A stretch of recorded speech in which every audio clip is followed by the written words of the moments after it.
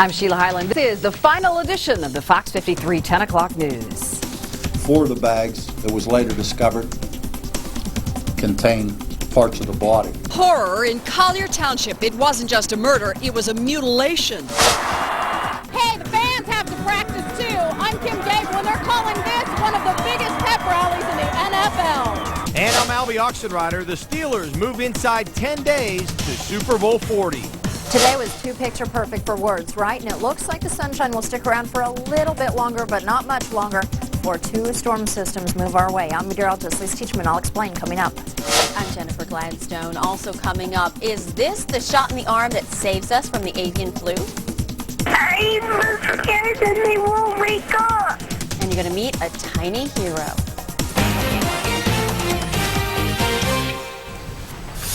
Tens of thousands of fans, one big mission to rally behind their beloved black and gold.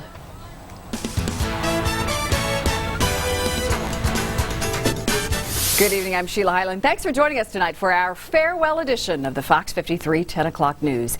Pittsburghers jammed into Heinz Field tonight to see the Steelers off to Detroit, hoping they come home with one for the thumb. Fox 53's Kim Gable talked to players and fans, and Kim, I am sure it was terribly exciting tonight. Yeah, instead of taking to the field, Sheila, some of the team's biggest players took center stage. They've definitely achieved star status, and estimates are tonight that 30,000 people screamed and cheered at the largest ever Steelers pep rally. Just look around and you'd think it's game day at Heinz Field. The seats jam-packed, the towels twirling high, and fans waiting for a glimpse of their favorite players. It's a great feeling, and a first of many for most guys on the team, but just to see the buzz around the city again, it's exciting. That's the fan base we have. We always certainly appreciative of them, and now we can go out and show them how much we appreciate them. Tonight, the guys were minus the helmets and shoulder pads. At running back, the NFL's 5th all-time leading rusher from Notre Dame, the bus, number 36, Jerome Burris. But still wielding the pride of the Super Bowl bound. And you better believe, when we come back, we will have one for the thumb. One more stop to home, baby. Go Jerome! They knew they were going to a pep rally tonight, but they didn't expect anything like this. I'm the proudest man in the world right now, baby. Let's go Steelers! It's kind of cold, but it's pretty exciting because there's so many Steeler fans, and it's just absolutely great. One last chance to send off the Steelers in style. And one last Steelers story for this crew at Fox 53. Anything you want to say to the Fox guys who've covered the Steelers over the past 8-9 years? Yeah, thank you guys so much, and farewell. And I guess you can't go out with any more style than that, an interview with Heinz Ward. It's been a pleasure bringing you the stories of Pittsburgh for the past 6 years. For myself and my photographer tonight, Kirk Manson, thanks so much for a great ride. And thank you, Kim. And we turn now to Albie for the latest from Coach Cowher. I don't know how you're going to top that. I can't. Not unless I get Coach Cowher on the set here bidding farewell. Think it's too late? No, it's not. Come on in, Coach. No, come on in now. Yeah, this is going to be a big next 9 days as they go up to their first Super Bowl in a decade. Yeah, we're inside 10 days to Super Bowl 40, which comes 10 years after Bill Cowher's last Super Bowl appearance. A lot has changed in a decade, and the coach was asked this week how this is different from what he experienced in January of 1996. What's different?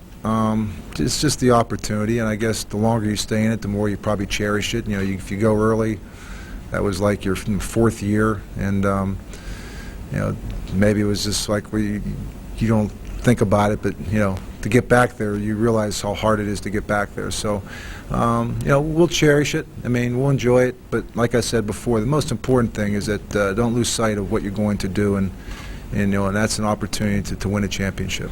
You know, it's different. I mean, it's different. It's not just like any other game. And I think that's the thing, is just trying to educate the players, you know, a little bit about what the day's like, what the week's like, and, you know, like the same time, you can enjoy the process, but you just can't lose sight of the focus that you need to understand why you're there, you know. And so I think certainly you want to go through it, but you know, you'll have a lot more time to reflect upon it when it's all said and done and you've been able to accomplish what you set out to do. And so, I mean, it's again, it's a fine line. That you know, you go there and, like I said, you enjoy the process, but don't forget, you know, why you're there. And I think that's a lesson sometimes in itself. And there's a lot of potential distractions that can be there. And so I like I said, just got to keep things in its proper priorities.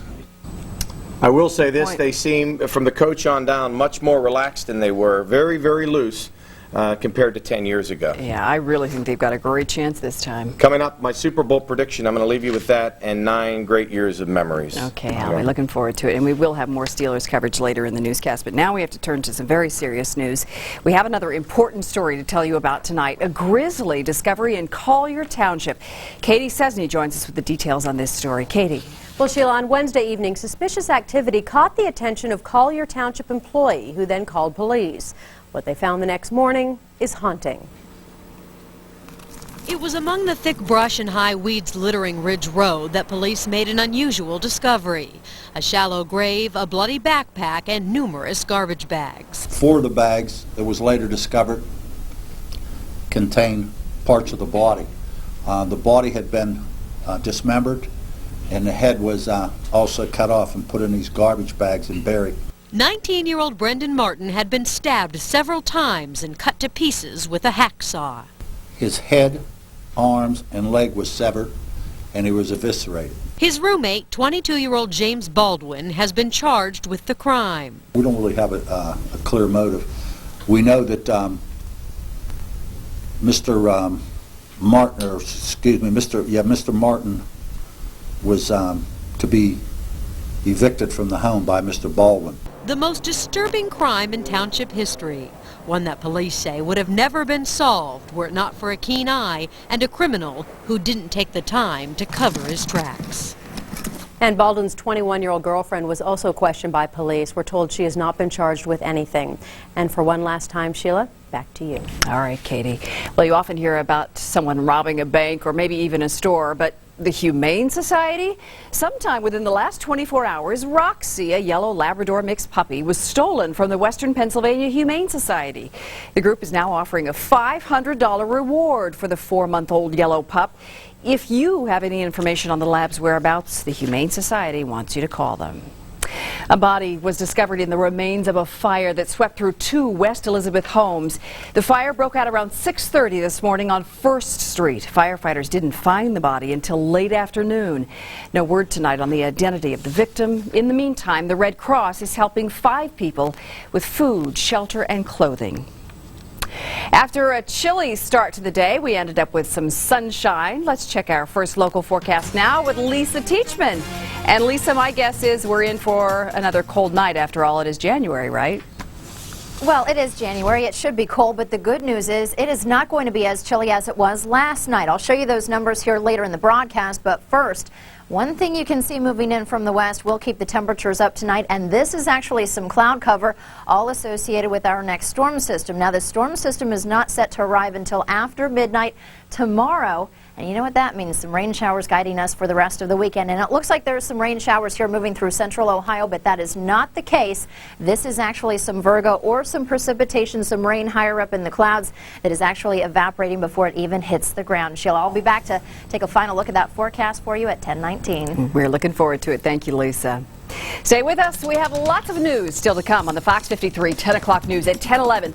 Scientists right here in Pittsburgh may have found the one thing that can save us from the bird flu. Details on this groundbreaking medical research. Then, at 10:32, there's a new chief in town. Don Costa takes over the reins for Pittsburgh's finest.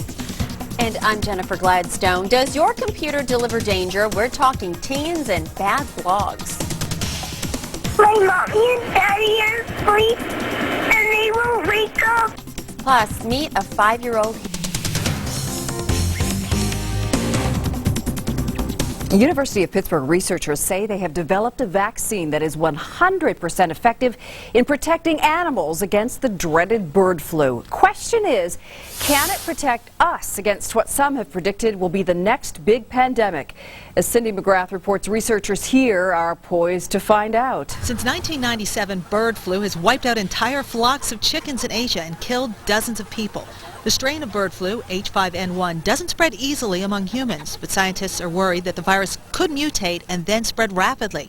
So for the past 18 months, researchers at the University of Pittsburgh have been working on a vaccine that can be quickly made in a lab setting. The vaccine that they've developed completely protects the mice and chickens they've tested.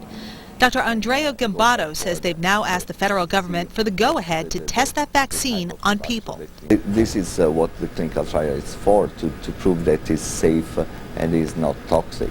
Dr. Gambato's team took the genetic information for the H5N1 strain. Then they took a small piece of that strain and combined it with the human cold virus. When it was injected, the vaccine stimulated animals' bodies to produce antibodies to the bird flu, essentially protecting them from the virus. In theory, Dr. Gambato says it should work the same way in humans with little risk. It's a cold virus infection, which is not a productive infection, so the individual doesn't even get the cold from this vaccine. Is there anyone who would not be able to take this vaccination down the road then? Well, we don't think there is people. Because this vaccine is made in a lab, there's the potential to make mass quantities in a short time frame. That's key if the world truly is facing a pandemic. There are all the signals that we are getting there, that possibly in the next 1 or 2 years we may see the virus mutate and start to jump from person to person. Not if Pittsburgh scientists have anything to do with it. Cindy McGrath, Fox 53, 10 o'clock news. Dr. Gambato says clinical trials on the bird flu vaccine could start in 6 to 8 months. Tonight, a teacher is behind bars and cops say he was no class act. Jennifer Gladstone has the latest on a man who may have gotten a little too touchy-feely with his students. It's a hands-on education that no child should get. A 5th grade science teacher in North Carolina was arrested after a group of students accused him of touching them inappropriately. Philip Dayton is now charged with 25 counts of sexual assault, but parents are not just angry at the teacher, they're lashing out at the principal. They say he didn't notify police quickly enough. You depend on the school system anywhere to protect our children, and you know, evidently they've turned their back because they wasn't doing their job. Dayton has been suspended with pay since the incident. The school board is investigating. First, worries in the classroom, now more possible danger online. Many teens have taken up a dangerous hobby. We're not talking about drinking or drugs, but posting personal diaries on the internet. News Central's Cynthia Reeves tells us this very personal blogging comes with some scary consequences. Teens are blogging on internet sites like MySpace.com or Zanga. Click and you'll find a full array of personal information, full names, ages, pictures, schools, and addresses. I found myself like getting on, and the next thing I know, I've spent like 3 hours just on MySpace. Yeah, it's just neat to do, except for sometimes your friends' parents can get on there and read, so you have to be careful what you write. But it's like a popularity thing, more like people see how many friends they can get and all kind of such, and it's just addicting talking to people on there. Blogging got out of control in Santa Rosa County. Students were blogging from home but posting inflammatory comments about their schools. You know, students posting inappropriate information about other students, students posting inappropriate information about community, educational leaders, teachers, etc. The school district was forced to take disciplinary action against several students and has now launched an awareness campaign. Pensacola parent Cindy Morgan was not aware her daughter was secretly logging on to MySpace.com until 12-year-old Christy vanished earlier this month, taken away by 3 men she met on the internet. 18, 19, and 20, and apparently they took her to an apartment where they were drinking alcohol, smoking marijuana, God knows what else. Fortunately, Christy managed to escape and was back home within 24 hours. We believe if she wouldn't have fought him off like she did, she wouldn't be here today, because she told me she fought him off and then they threw her out of the car. Morgan says despite parental controls on her computer, her daughter found trouble. Her warning to parents is keep close tabs on everything your child does on the internet. These people out there on the internet and chat rooms and stuff, they can be very convincing to young kids. And they tell them everything they want to hear. And sometimes they believe them. Reporting from Pensacola, I'm Cynthia Reeves. A 5-year-old girl saved her parents' lives by calling 911, but it wasn't the first time. Now her parents are facing criminal charges. Raylene Hershey called 911 last week because her parents wouldn't wake up. The couple, who were both unresponsive, were taken to the hospital. Then they were charged with child neglect and possession of a controlled substance. The mother claims she was having an epileptic seizure, but the father... You overdosed? Yes, I did.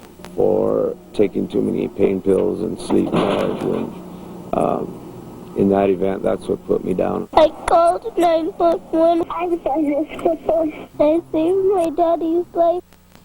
Now, according to the little girl, they had a similar experience last year, but she's back in her parents' custody. And now back to you.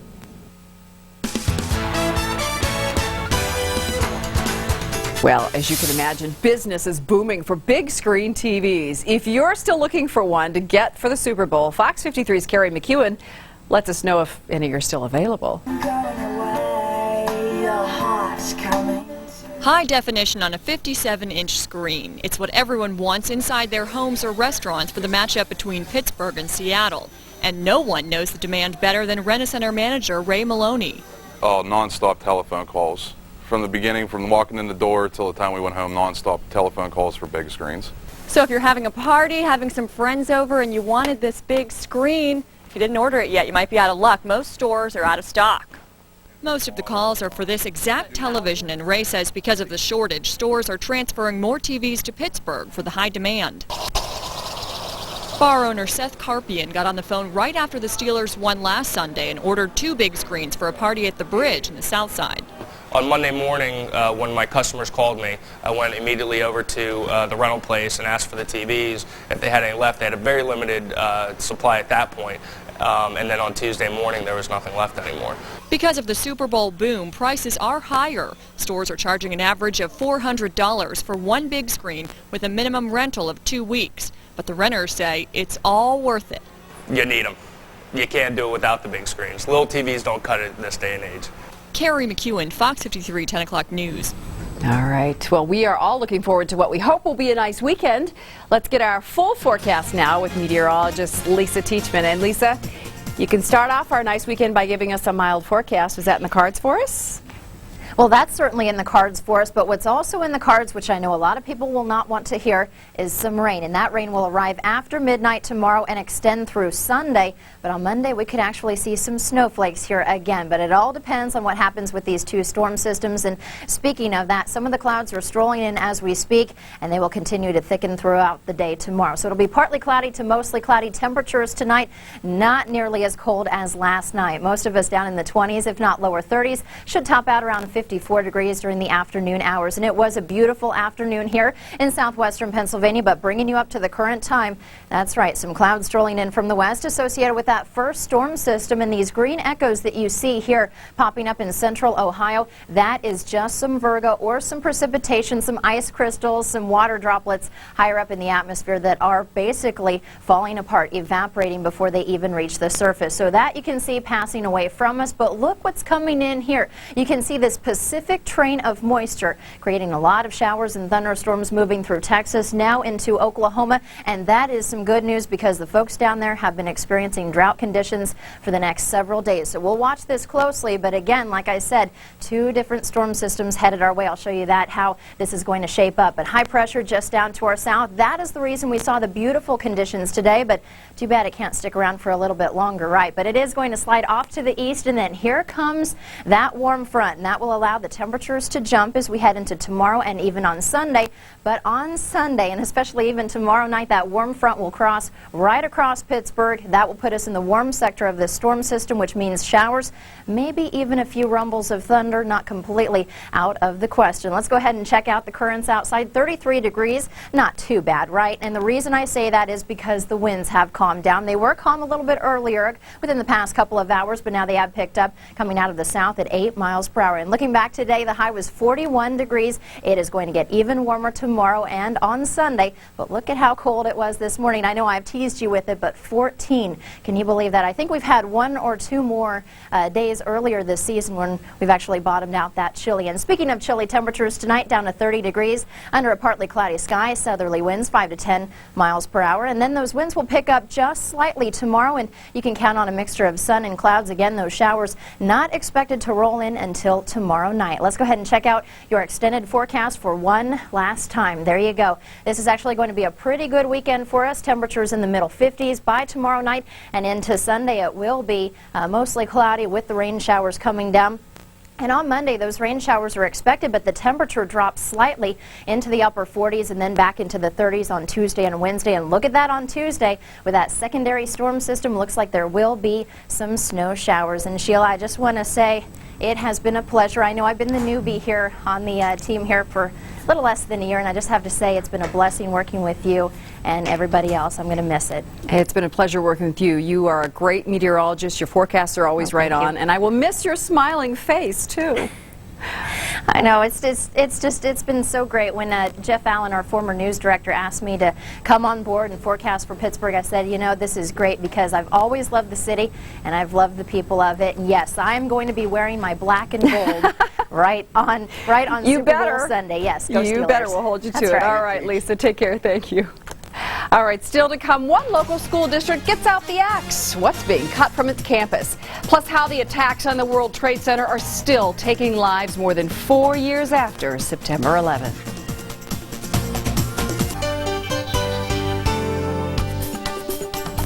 In recent months, 3 emergency responders who worked at Ground Zero just after the 9/11 attacks have died, and still others are sick. Some officials in New York blame the deaths and illnesses on toxic remains from the World Trade Center collapse.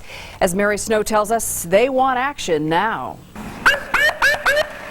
They are being called the latest victims of 9/11. 3 emergency workers who spent weeks, even months at Ground Zero who have recently died. Police detective James Zadroga was the latest to succumb to lung ailments. Their families insist it's because of the hundreds of hours they spent inhaling toxic debris. Now a congressional delegation from New York is calling on the federal government to appoint a 9/11 health czar. I need no scientist or researcher to tell me that the people who responded to 9/11 4.5 years later are suffering. Lawmakers were joined by emergency workers like former paramedic Marvin Betha, who held up a sign to show the 2 medications he took before 9/11 and the many he takes now. Vince Forrest volunteered several weeks at Ground Zero and says now he can't go without his inhaler and medications. Never had a breathing problem in my life. Used to run 2-3 miles a day. Now I have trouble walking from the car into my house.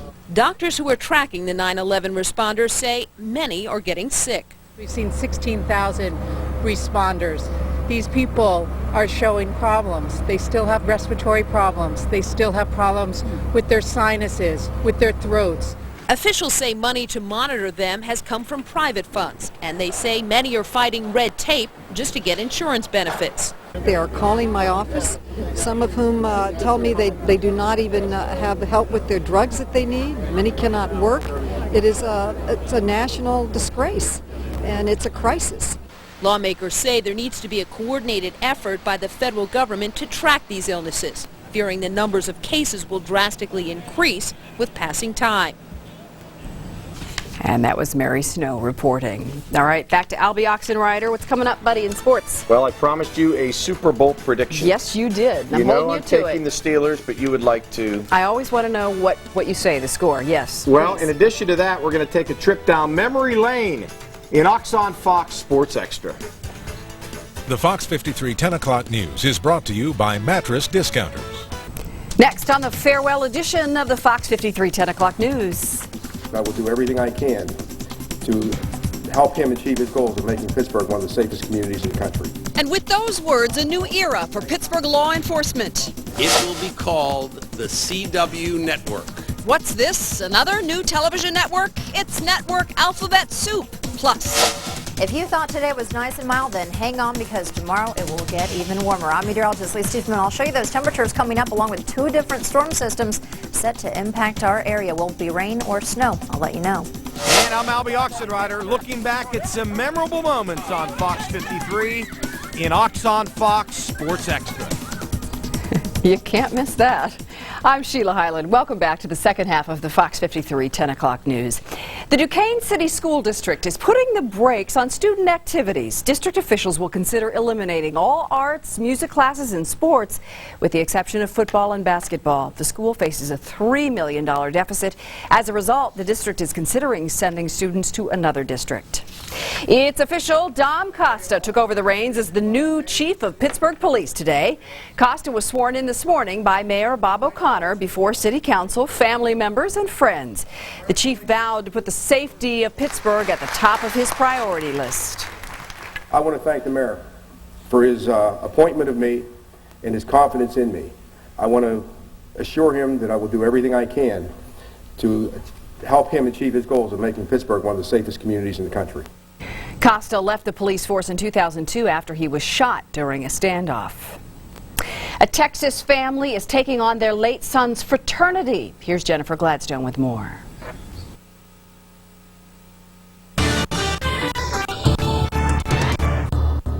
His blood alcohol level was 0.50, more than 6 times the legal limit. Now a fraternity at the University of Texas is being sued over his death.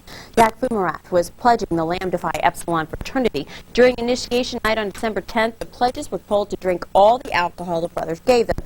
Jack drank so much he passed out, and no one did anything to help until it was too late. It became apparent that Jack was physically not in a condition to care for himself. And at that point, the law puts an obligation on people who create that condition to rectify that condition.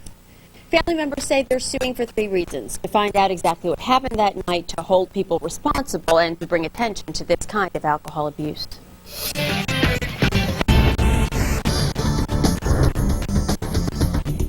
Virginia State Delegate Jack Reed got a concealed weapons permit a few years ago after getting some threats. Yesterday, as he was removing the clip to store it in his office for the day, the gun went off. Luckily, a bulletproof vest given to him as a gag was hanging on the back of the office door, and it stopped the bullet. And get this, after going down in the history books as a tropical storm, Cindy is now being called a hurricane, adding even more punch to the record-breaking season. More than 7 months after Cindy hit the Gulf Coast, scientists studying data from the storm found a pocket of 75-mile-per-hour winds, and that gave Cindy her upgrade. A Pennsylvania high school student who was mocked and forced to take an exam sitting on the floor because he dared to come to school in a Denver Broncos jersey soon have the best seat in the house. A furniture company heard how Josh Vinoy was treated for wearing the John Elway jersey right before the Broncos playoff game with the Steelers and decided to send the team a recliner designed by the former Broncos quarterback. It's going to be red with Elway's number and his autograph. Catch all of my reports on the web at newscentral.tv and click on Get This. The Super Bowl can bring out the best and the worst in a whole lot of folks. In Detroit, they're seeing a lot of the worst. Al Allen tells us crooks are smashing and grabbing thousands of dollars worth of Super Bowl merchandise. Beware, they're going to get hurt. We're not putting up with it. Why? That's what NFL merchandising store owners would like to know. After someone took a piece of concrete, smashing the front door window of this official NFL store on West Jefferson, right down the street from Cobo Center. This was the 3rd store to be hit in the downtown area, grabbing thousands of dollars in expensive NFL merchandise. The product is hung up. It's easy to walk in. In a matter of 5 seconds, you can grab 10 garments that's worth $8,000 or $10,000. And it's just a shame that this would have to happen on such a great event, on the verge of such a great event. There are as many as 30 NFL licensed stores in the downtown area. Despite what has happened, owners still believe Detroit is a great city to do business in. We're not going to put up with it, and anything that we can do to stop this, we're going to. What's the greatest football team of all time? According to the Illinois legislature, it is the 1985 Chicago Bears. The General Assembly voted unanimously yesterday that the Super Bowl champs, which included legends like Walter Payton and William the Refrigerator Perry, were the best of the best because they did so much to invigorate their city.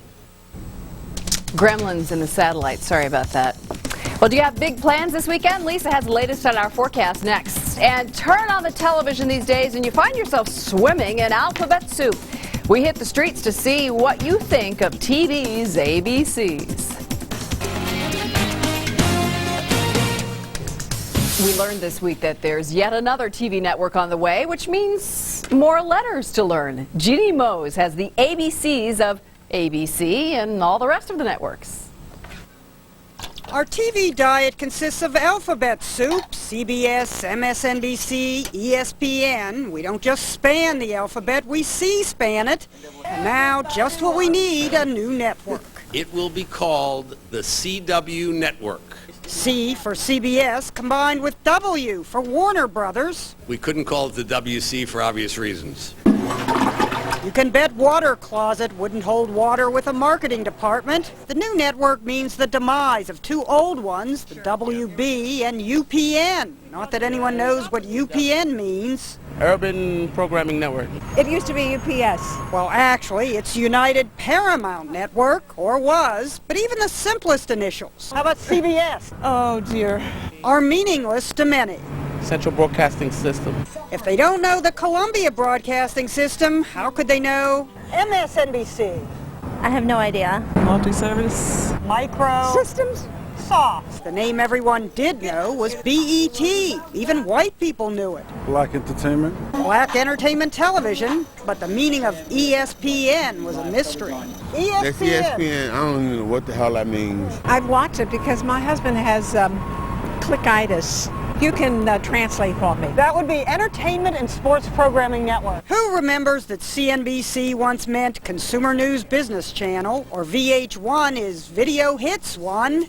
And now there aren't just initials for networks, there are initials for shows. CSI on CBS. CSI, Crime Station, Inventions. From CSI to QVC. Queer vacationing in Cancun. Forgive him, he has no TV. Oh, I know that, but that's the shopping station. Okay, who is Q? Quality, value, convenience. Also quickly vanishing cash. But how could anyone get this wrong? I work for this one. Oh, the Clinton News Network. Central News? I don't know. In the early days of CNN, people always thought I was from the Christian News Network. Or even Chicken Noodle News. At least Cable News Network is easier than ESPN. Extra Special Pornography Network. With all the initial confusion, no wonder MSNBC is said to be thinking of letting the MS get swallowed up. Jeannie Mose, CNN, New York.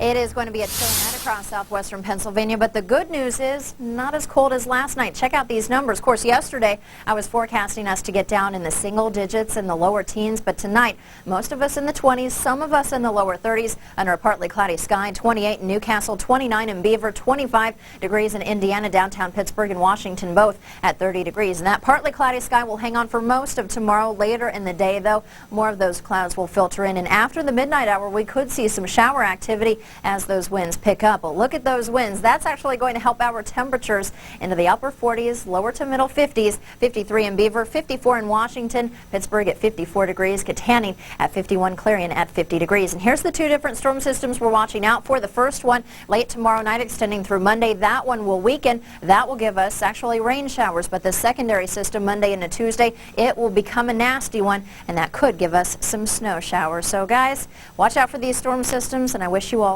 the best. Thanks again, Lisa. And Thanks, still to Pete. come, our final farewell. Not yours exactly, but sort of. but ours. Yes, ours. And we're going to look back at 9 years of great memories through the eyes of the sports department. Next, in Ox on Fox, Sports Extra.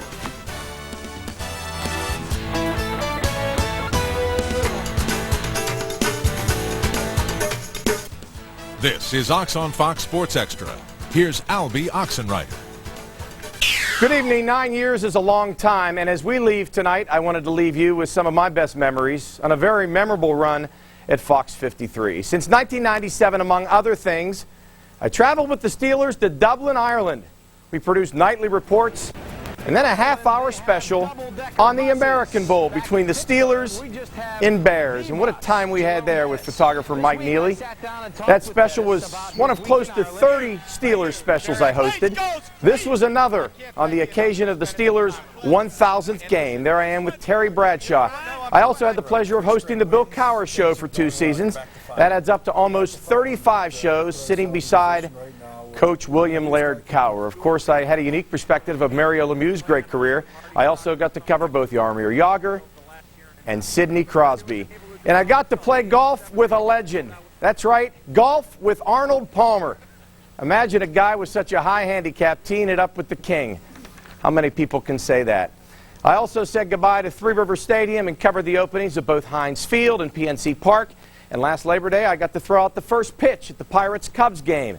And speaking of the Pirates, way back when we started the 10 o'clock news, 9 years ago yesterday, right here on Fox 53, I had some fun shooting a promo with the Pirates' former manager, Jim Leyland. Hi, I'm Jim Leyland. Hi, I'm Albie Oxenrider. For the best sports in Pittsburgh. It's the Ox. I'm Fox. Thanks, Albie. Thanks, Jim. What do you think of the invitation? No good? Good. Hi, I'm Jim Leyland. And when our old buddy Kurt Angle returned to Pittsburgh for the first time with the World Wrestling Federation, we poked some fun with Kurt, our former colleague, who had just entered the world of entertainment. I want to put on a good show for them, and hopefully in the long run these people will say, you know what, Kurt Angle did the right thing. You're jumping into a profession that a lot of people consider to be a farce, a fake. Does that bother you? It does a little bit. Looks like it does. I mean, you don't want to be associated with something that's a fake, do you? You know, I'm tired of hearing how people have this concept of wrestling being fake, that it's scripted, that we sit here and we sit down and choreograph matches and Kurt, stuff. it's a legitimate question, Kurt. Well, if you're going to ask me a question, ask me a question. Don't ask me something completely stupid like that. I'm tired of hearing this crap. This. Come on, Kurt. And you. Don't ever try that again, Kurt. Don't ever try that again. And on the 5th anniversary of the attack on Nancy Kerrigan, we recreated the moment, a low moment, with our old co-worker Ray Penkoski playing the role of the attacker.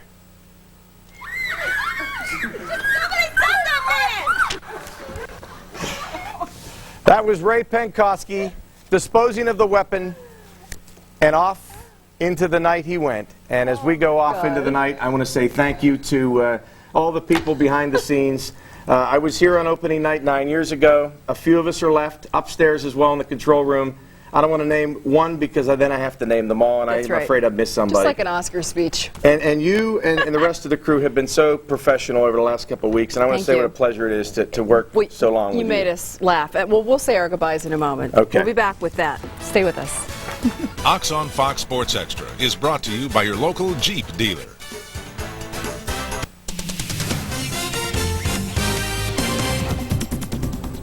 Well, this is it. For 9 years, you've welcomed us into your home every night at 10 o'clock. And tonight, we're saying farewell one final time. And I would like to personally thank the producers, assignment editors, associate producers, directors, photographers, reporters, editors, TDs, audio operators, did I leave anybody out? Who were so dedicated to putting this newscast on the air. For both Albie and me, this marks a new beginning. You'll see Albie again Monday night when you tune in to the new Fox 53 10 o'clock news.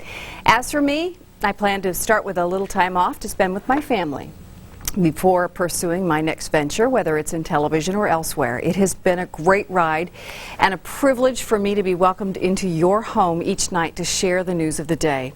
I knew almost nothing about Pittsburgh when I came to this city back in 1988, and I grew to love it because of you, the people who make Pittsburgh a phenomenal place to live. And everywhere I go, I tell people that. And I've been with the 10 o'clock news since 1998 after following Albie here from our days at WTAE. And Albie, you have been here since the beginning, 9 years. I think together the two of us have worked over 15 years together. Almost 16 years of my 18 years in Pittsburgh, right beside you. And as I said, you and the people at this station and the news department have been so professional in extraordinary circumstances, and I think you guys should be given a round of applause because we had a good 9-year run here, and we can all be proud of what we did. Absolutely, and we'll miss it, but we're all looking forward to whatever comes next. And I wish you the best of luck. You'll do well. Please tune in Monday night and see Albie. You'll be doing a 15-minute sportscast at 10:45, right? I hope to be doing that Monday night. All right, and you stay in touch, Thanks, too. Sheila. All right, and we leave you now with some scenes